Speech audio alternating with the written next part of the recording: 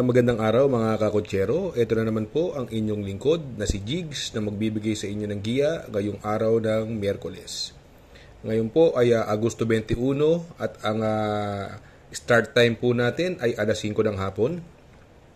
Medyo hindi maganda yung naging giya natin ng Biyernes at Sabado. Paumanhin po, sana makabawi po ako ngayon. Itong aking giya ay purely review and analysis ko lamang at walang halong information. Umpisahan na po natin. Race number 1, kung saan magsisimula po ang winner take all. 3-year-old and above maiden race. Ang distansya po rito ay 1,000 oktavo or 1,400 meters. Dito po may 6 na kalahok. Etong karera na ito, ang tingin ko magdadala ng unahan dito yung Raining in Manila na binigay na kay Mark Alvarez.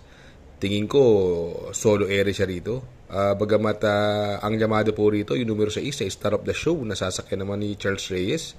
Sa palagay ko, kakapitan na kagad ni Charles Reyes yan, si Raining in Manila. Itong may bagong kabayo rito, yung Minimal Invasive. Itong si Minimal Invasive, hindi masyadong maganda pinakita sa kanyang unang nobatoran. Nagpreba lang po siya ng 1.20. Mamaya makikita nyo sa post kung sino ang nakalaban niya Minimal Invasive. Kaya dito sa kayarang ito, sa tigig ko, between 2, 4, and 6 ang maglalaban. Pero susolohin ko na po yung numero 6 na Star of the Show. Sa race number 2, dito po magsisimula ang Pick 6. Pilracom Rating Based Handicap System Race, Class 5, 6 to 10 split.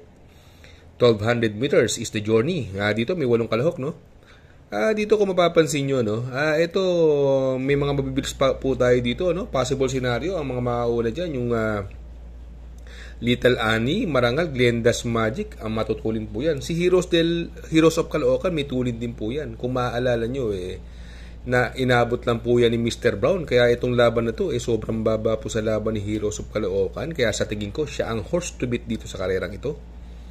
Ito na mga numero 4 tenting-enting galing sa panalo, although galing siya sa panalo, kaya lang hindi masyadong maganda ang preba niya sa 1,200 meters at nanalo po siya, na nagpreba po siya ng 1.16.8. Medyo hindi magandang preba pero nanalo po siya ron. Si Chef Cat po galing sa segundo nakaraan, nasakay ni Kelvin Abobo, ngayon ay nilipat na po sa mga kamay ni Tanya Nabarosa. Pero dito sa kayarang ito, para sa akin, nalalamangan po ako rito sa numero 6 na Heroes of Caloocan. Kung sakaling malucha yung Glenda's Magic, sa tingin kong pwedeng makalaban yung numero 7 na si Chef Cat. Sa race number 3, dito po magsisimula ang Pick 5 Pilracom Rating Based Handicap System Race, Class 5, 5 split racer. Distance is 1,200 meters. Dito po ay may 7 kalahok po tayo. Anybody's race po ito, pero ito si My Sweet Valentine, kung mapapansin nyo, siya po ang mabilis dito at saka yung action rules, Bagamat si My Sweet Valentine nung karera, kila Manila Boy, saglit lang kinuha yung unahan, wala siyang nakuha ron. Si Manila Boy po ang nanalo doon, nasegundo po sa karerang yun ay si I Love Mati. Kung sakali po nga malucha siya ni action rules, itong hot legs, ang baba sa laban, sakay ni Christian Garganta, binigay na po sa mga kamay ni Christian Garganta. Sa tingin ko, ito ang pwedeng makalaban niya rito. Kaya siya po ang napupusuan kong pampermero, si hot legs. Ang panigundo ko po, numero 2, si My Sweet Valentine. Si Stark, ito, mababa sa laban, kaya lang hindi masyadong magaganda mga pinapakita ng last run nito. Ito naman si Princess Mamba, ay galing po sa segundo yan. Kaya lang medyo magaang lang yung nilabanan niya nun. Itong ang gusto kong dihado rito, yung Anya-Anya na sakay ni JD Calagos. Ito bagong baba po sa laban to.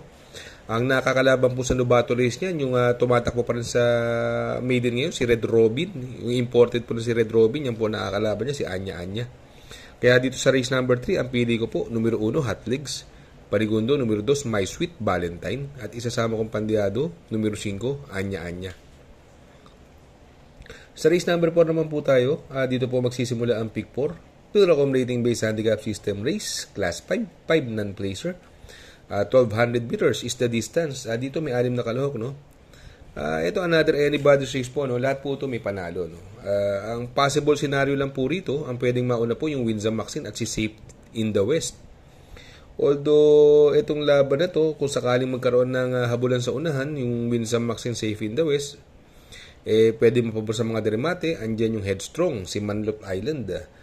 Ang hindi ko lang kursunada kay Manlot Island, medyo andap sa largahan ito baka mamaya medyo mahuli sa larga Pero ako, ang sa tingin ko makakalapit kasi doon sa dalawang mauna, yung Winsome Max and Safe in the West, yung Headstrong.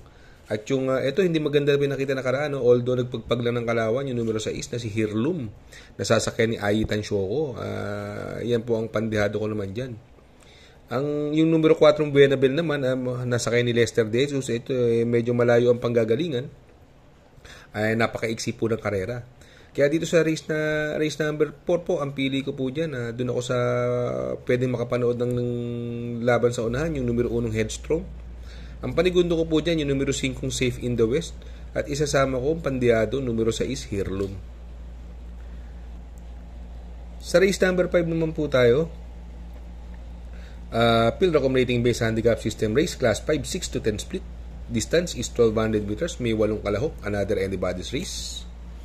Dito, possible scenario po, no? Itong Lady Juliana, ito nagpakitang gilas ito nakaraan Although andyan si Smiling Lady, pwedeng silang dalawa ay magabulan, pero itong Lady Juliana, pag nakadistansya ko to, magandang dihado po yan, sakay ni Marlon Laloma.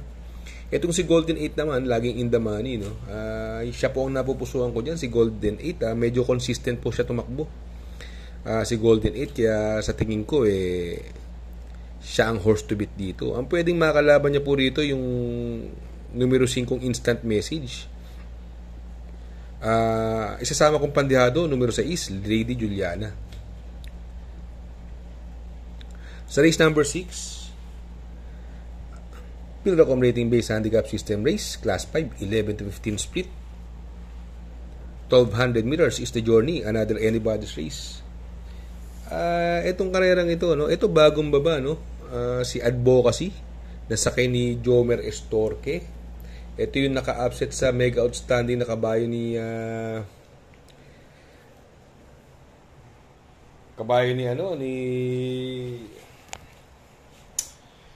ni Habla, no? Si Advocacy, nadaanan po siya sa loob nun. Yan po ang napupusuhan ko dyan. Medyo dehado po yan. Ang tingin ko pwede magdala ng unahan dito, no? Yung Tenacity, at saka si Don Pedro, Time Traveler. Yan po ang mga mabibilis dyan. Si I Tell You, gamay na gamay po ni Mark Alvarez yan, no? Si I Tell You. Kaya dito sa karerang ito, anybody's race, pero napupusuan ko po yung numero 1 Advocacy. Panigundo ko yung numero 5 I Tell You, at isasama ko pa rin yung bagong baba, numero 3 na si Don Pedro. Ayun, si I Under Oath pala ang tinalo ni Advocacy. Mega outstanding si Under Oath nun. Nung tinalo ni Advocacy, parang natupas stable tayo nung time na yun Sa last and final race, race number 7, Pilracom rating based handicap system race, class 5, 6 to 10 split. Distance is 1,400 meters, may 9 na kalahok. Dito, ito bagong baba, Days Ex Machina, Ito si Days Ex Machina, nagpagpag ng kalawang lang to, last run po nito. Tinalo po sila nung dihadong potential, si Days Ex Machina.